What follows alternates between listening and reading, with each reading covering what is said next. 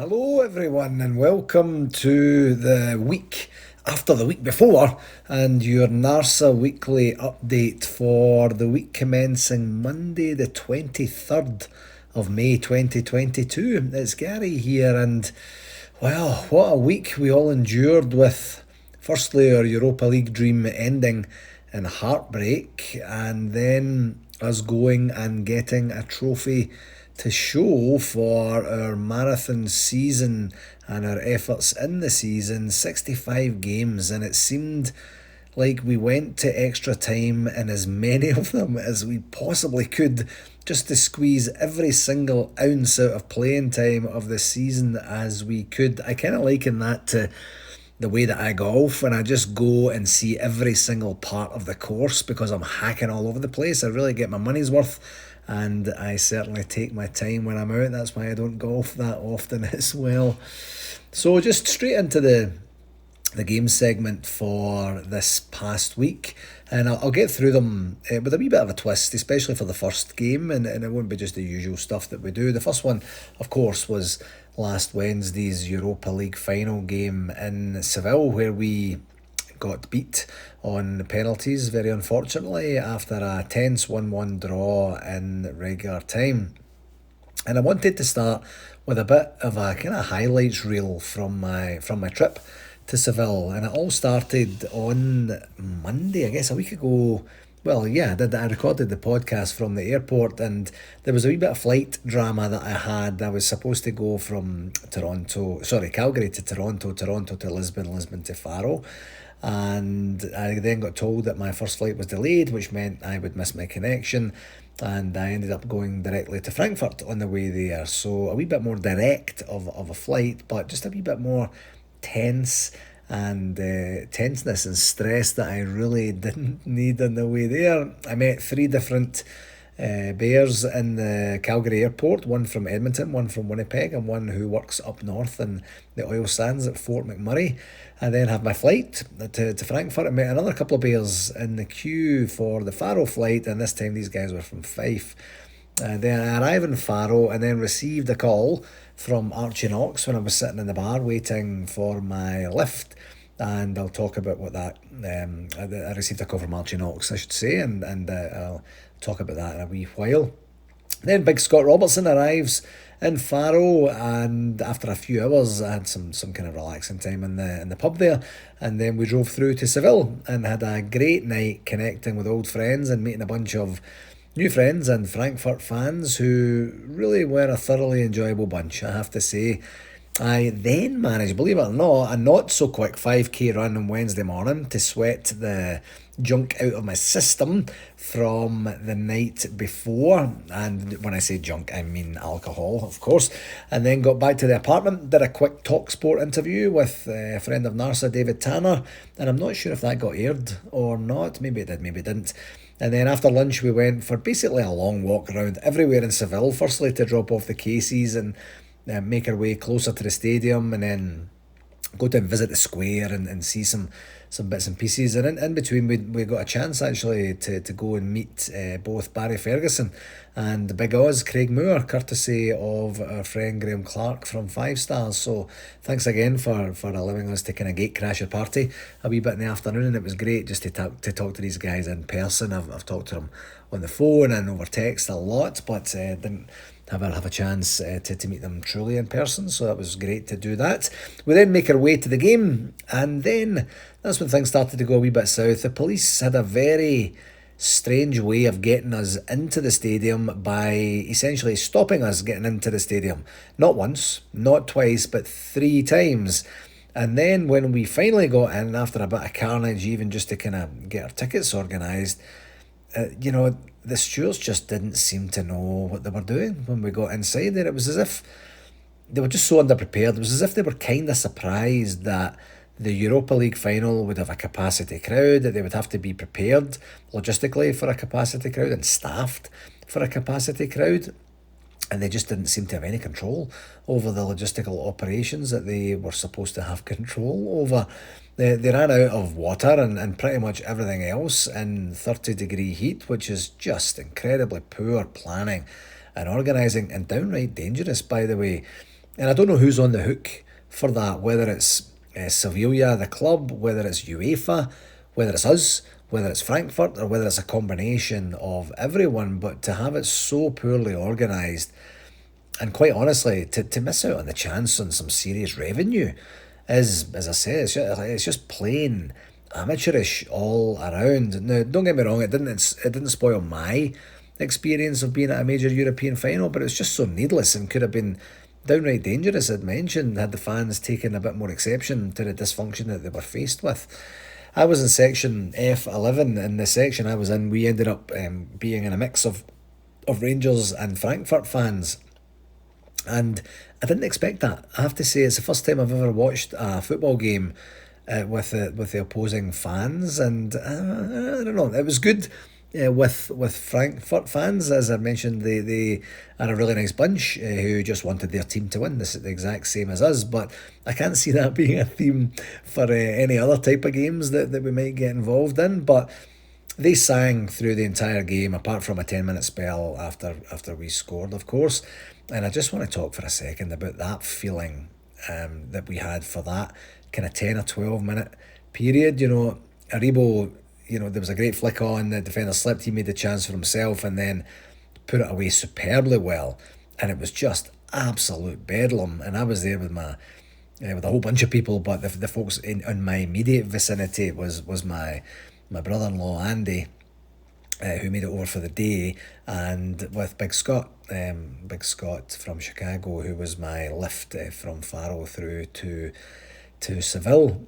And the emotion and embrace and just, absolute wonder of what might just be happening in front of our eyes was like nothing I've ever felt before. And I've been to some big Rangers games over the years, and I honestly thought that we were good for the victory. I really did. And I think I mentioned that on last week's pod. I just didn't have any connotation in my head that we wouldn't come out of this game with anything other than a victory and the trophy. And even during the penalties, I thought it was ours. And but for one miss or one save, depends on which way you look at it, this could have been a very much a different recap and a different spin on it.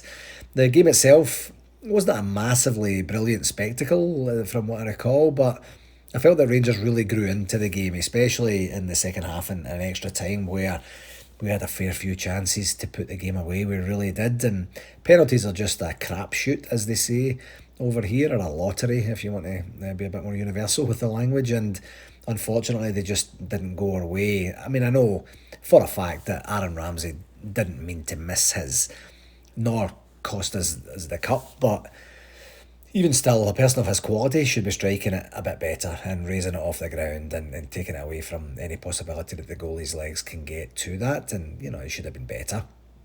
However, Frankfurt's penalties were pretty flawless, to be fair. And I don't think McGregor had a chance with any of them. One of them went off the inside of the post, but it was just well in. Another one, McGregor went the right way, but it was hit so well that he, as I say, didn't have a chance. And they win the shootout and the cup, and with a record of not having been beaten in the entire competition. So, fair play to them for that. And as I think I mentioned last week, or certainly most other people were talking about this, maybe I didn't mention it, but Eintracht Frankfurt are a proper football team with a storied past in history, and it feels a kind of tiny wee ounce better getting beat by a genuine, real, bona fide European team or club like that than it would have, say, against Leipzig, which are just a kind of made-up conglomerate of a massive organisation. Then after the game, we walked about, 20 minutes or so to the car, then drove for about 2.5 hours back to Faro with a wee pit stop in a BP garage to get some Powerade and some water and some king-size Mars bars for a wee bit of sustenance boost. And then the 6 a.m. flight to Lisbon, 6-hour wait in Lisbon before an 8.5-hour flight to Toronto, then another 4.25 hours back to Calgary. So I guess you could commonly refer to this as planes, trains and automobiles. There were no trains, but certainly planes and automobiles. It certainly was quite the amount of travel for just a shade over 24 hours of being in Spain, but worth every single penny and every single hour spent, and for the memories and the experience that we had with the folks that we managed to spend the time with there. It was so surreal to be in the same city as good mates from from all over the world, from the USA, from Canada, from Scotland, from Dubai, from Australia, and even my nephew Michael was there from Paisley, and I didn't get to see any of them, even just to say a quick hello. It was just so busy and so packed, and there wasn't a lot of time doing to be able to afford the time to be able to do that. And I even tried to meet up with a friend of NARSA, and our honorary chairman as well, Dave King.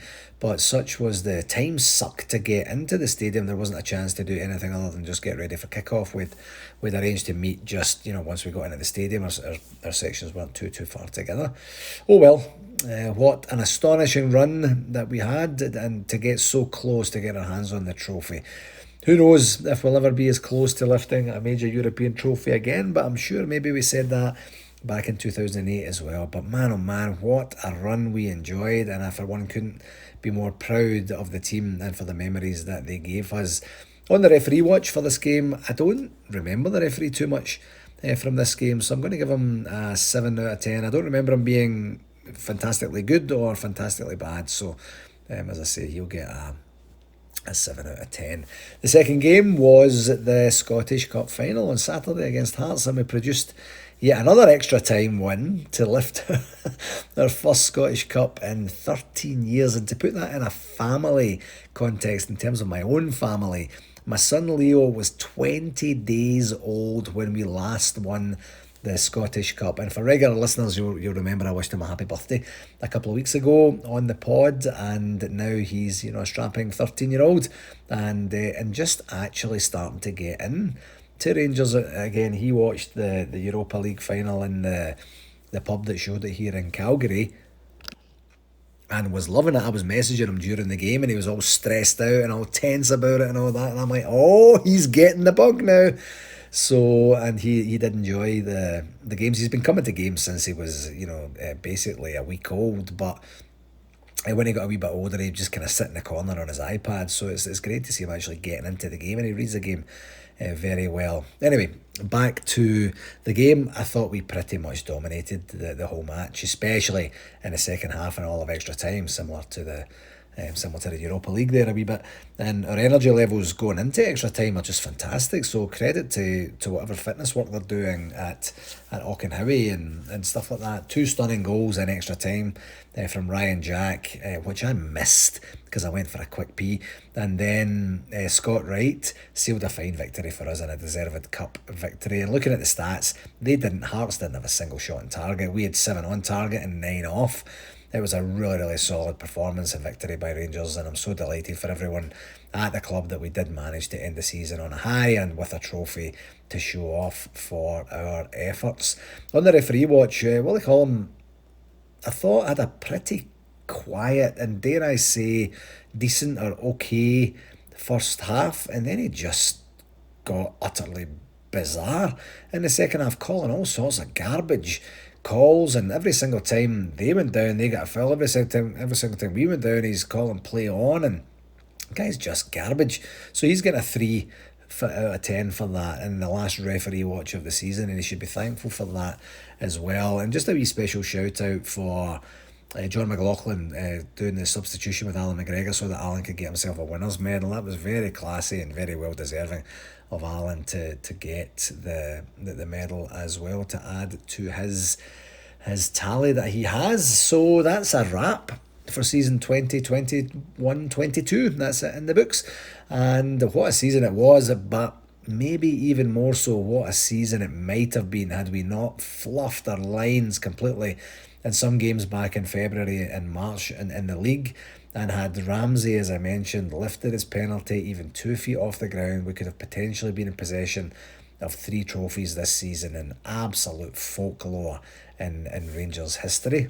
Oh well, we'll take the Scottish Cup and we'll move on. One thing I have been reflecting on is that in the 6 years since we've been back in the Scottish Premiership, we've won just 2 trophies. 2. And in another context, or another way to look at it, of the 18 trophies that are available, we've won 2. And that's just not a fantastically great record by any stretch of the imagination, not for a team like Rangers. So what I'm hoping for going forward is that that we redouble our efforts for domestic success and get back on the trophy trail properly at home to reassert our dominance in the Scottish game. I truly thought we'd have done that in the aftermath of 55. I'm sure everyone did, but it just hasn't worked out that way.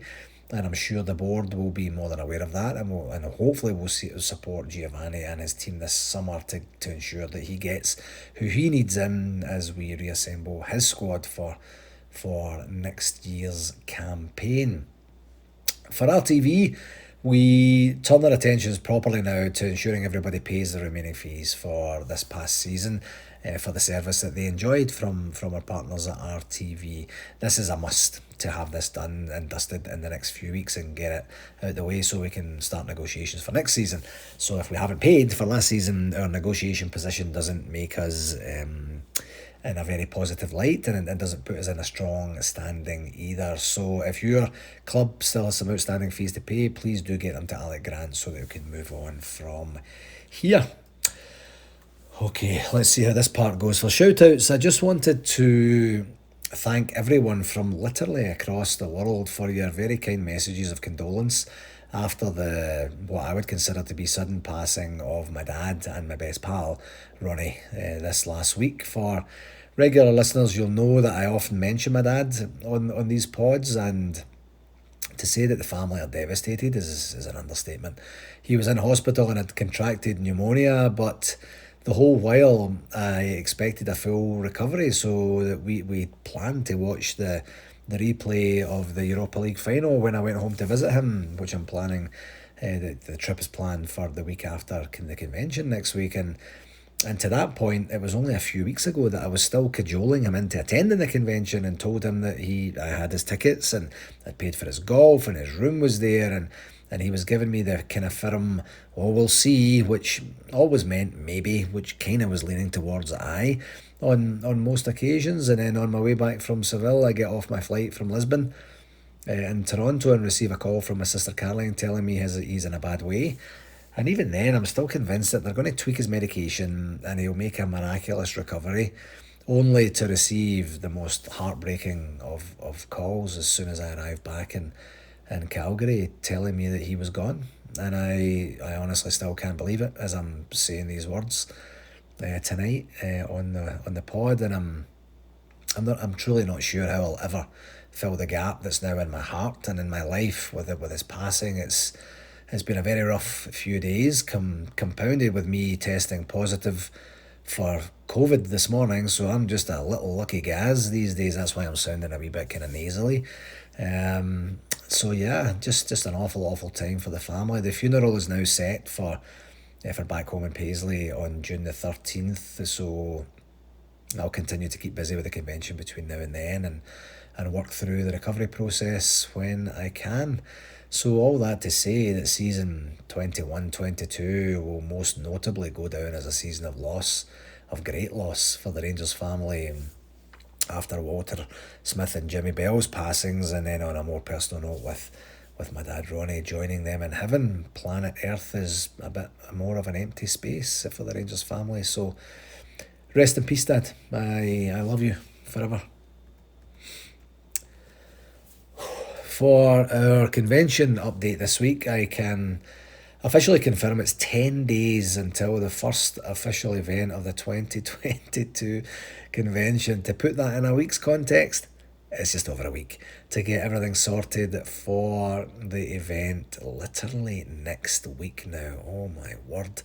So we get to honour and celebrate our 150th anniversary of our great club, Her Majesty the Queen's Platinum Jubilee, and the 50th anniversary of Barcelona 72, and of course NARSA's 30th anniversary as well. So firstly, as we were planning this event, we kept back a certain number of tickets for VIPs and sponsors and that sort of group of people. And now that we have more certainty on our numbers, what I can tell you is that we have an additional probably about 30 or so, maybe a wee bit more than that actually, full 3-night packages available for sale should anyone be interested in purchasing at this later stage. If you're not on social media, there's a lot of people selling or trading tickets on social media because plans are changing last minute. Seville, I imagine, had a bit of an impact on that as well. We're not banking on them being sold, and can just reduce the grand banquet room on the Saturday by 2 or 3 tables to accommodate. But if you are interested in buying directly from NARSA, the 3 night packages, please visit the link in the blurb for the pod tonight and purchase away and see. I'm fairly sure if we had the Europa League trophy coming our way, these tickets would have been snapped up in no time, but maybe not now. I'm not sure, but just to let you know that there are tickets there, and if you wanted to get them, you can certainly go ahead and do that.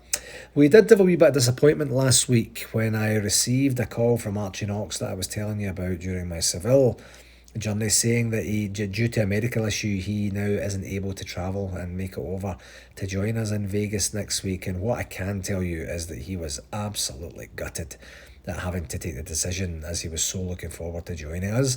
And it's nothing serious, so please don't use this information for anything sensational and spreading any stories. He just needs us to know that if we want him next year in Toronto, he'd be thrilled to be part of the event. Such a shame, but that's what happens sometimes, and hopefully we'll get a chance to see Archie at a future event of NARSA's.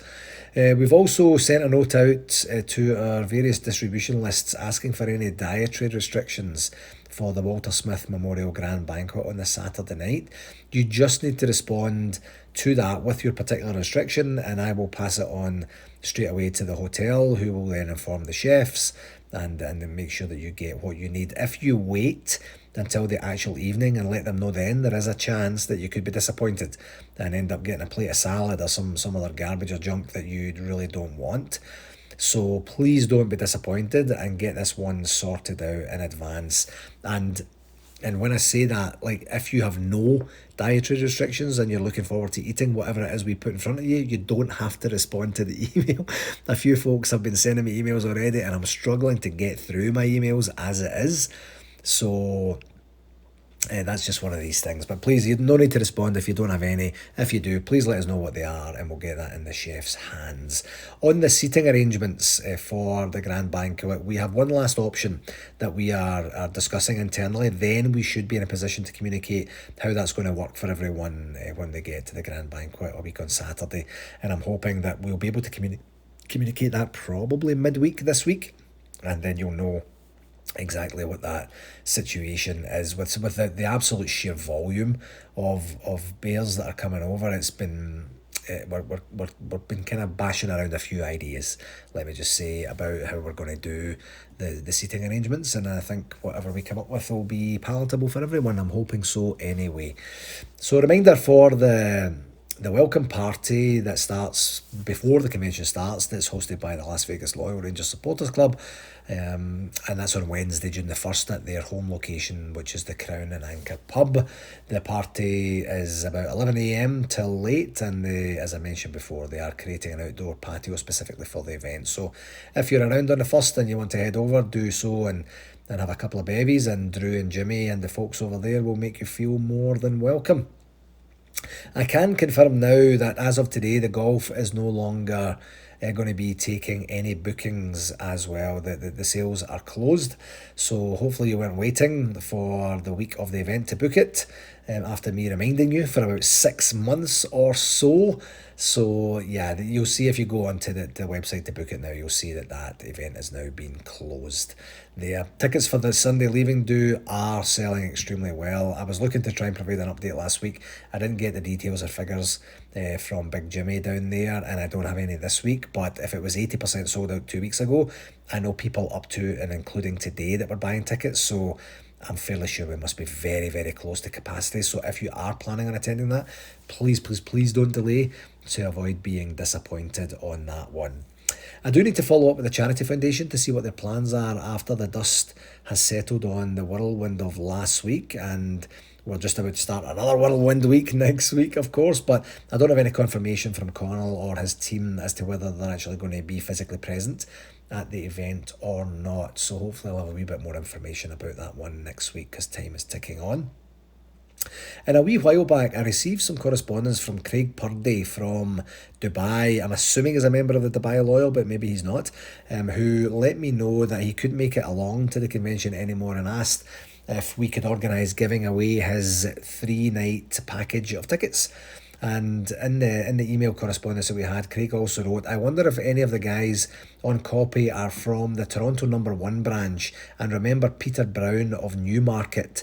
I am his nephew. It was my uncle Peter that first introduced me to NARSA way back in the late 90s. He was a good friend of Hughie Frew, Gordy Frew, Alan Frew, Alex Lowe, Billy Westbrook. It was a great fun crowd. So if any of you know Craig or Craig's Uncle Peter, it would be good to reconnect you at some point down the line. But in terms of the free package of tickets, we'll pop something out on our media channels, on our social media channels on that one. So please keep your eyes peeled in the next day or so, and we'll get Craig's fine gesture out there, and hopefully some recipient will be very grateful for those tickets. Another regular plug for our frequently asked questions document. I mention it every week, and there is some decent information in there about what to do, especially if you're trying to trade or sell your tickets as well.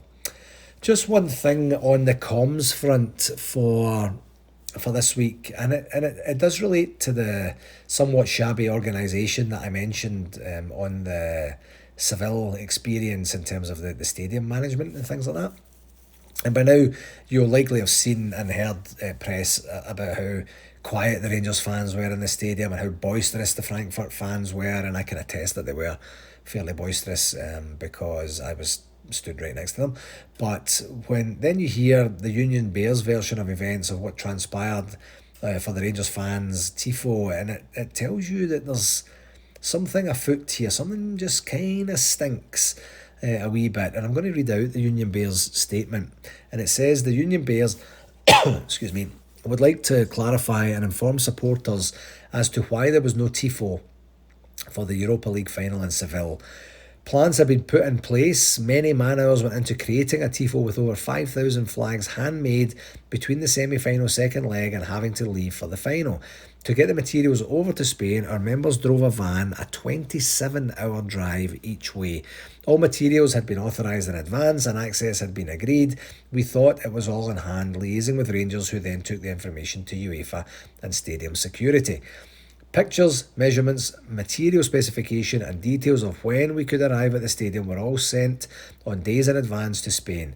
However, on arrival, we were told that the stadium security denied entry to some of the flags we had prepared as they were on bamboo canes, which is the regular type of stick that you would find the flag on at matches. Spanish police then checked over our materials and they insisted that the bamboo canes can be used as weapons.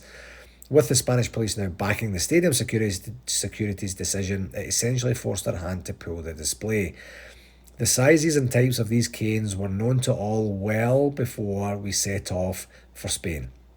The decision to refuse the agreed tifo at the last minute is dumbfounding and lacks any sort of substance. Whilst disappointed, we are not surprised by either the Spanish police or the stadium security's overzealous approach or their clear contempt for football fans. And that's signed on behalf of the Union Bears.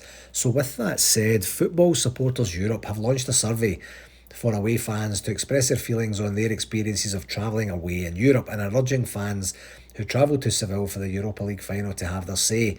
Rangers fans, of course, were praised for their behaviour this past week in Seville as they watched us get so close to European glory.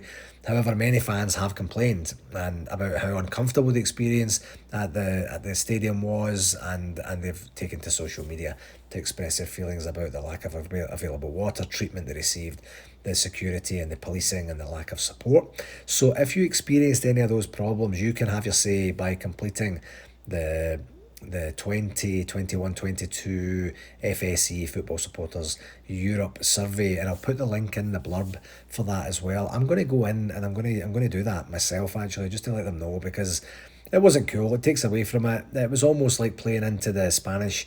I don't know what there is with Spanish police, but anytime I've been to Spain like 20 plus times in my life, and Spanish police are generally always just awful people. Now, I get and understand dealing with a whole bunch of drunk, crazy, boisterous tourists must be a bit of a pest, but there's some evilness in these guys, and it's almost like they were just trying to force our hand, just trying to get us to react in some way so they could just get their batons or truncheons out and just batter everybody. They're just arseholes, really, to be dead honest. So anyway, if you feel like filling out the survey, it might help. with future folks that are doing travelling to European destinations, and I would encourage you to do so. So that's going to do it for this week, my friends. Next week will be the last podcast before the convention. And I don't know what state the Monday after the convention podcast is going to be. But hey, we'll have a laugh. And I did say last week for the pod I was going to try and maybe get some stuff out there from people that we met, just to get a wee bit of a take on where they came from, what they were doing and stuff like that. And if we met any VIPs, I just didn't quite get around to it. I'm kind of kicking myself a wee bit that I didn't interview Barry and Big Craig. When we had a chance to, I was hoping to, as I say, get a chance to hang out a wee bit more with Dave King and also with David Edgar from the Heart and Hand podcast as well. And if I could have managed to just get wee sound bites from those, it would have made for some good listening. But I endeavour to do that in Las Vegas when we're there, and then we'll do that with the VIPs and stuff like that, and really just take advantage of the access that we have to them. But anyway, yeah, so next week I'm sure everyone who is going to the convention is going to have a brilliant time. If you're not going, we'll have a really strong social media presence there to make it feel like you're not missing out, and that and I hope you can through that feel a strong connection with the Rangers family, which I felt through my own bereavement just this week in terms of my dad's passing. The Rangers family has just been phenomenal. Actually, it's just been incredible. So we do have lots of last minute work to do. We have another planning meeting tomorrow. We'll have another one next Tuesday, and then we'll get it done, and we'll have the biggest and the best convention ever, and that's our aim every year. So until the convention, well, as I say, there'll be one more between now and then. As always, thank you very, very, very much for taking the time to listen, and please do share it with whomever you think might enjoy it. And until next week, take care of yourselves, folks. All the very best. Cheerio.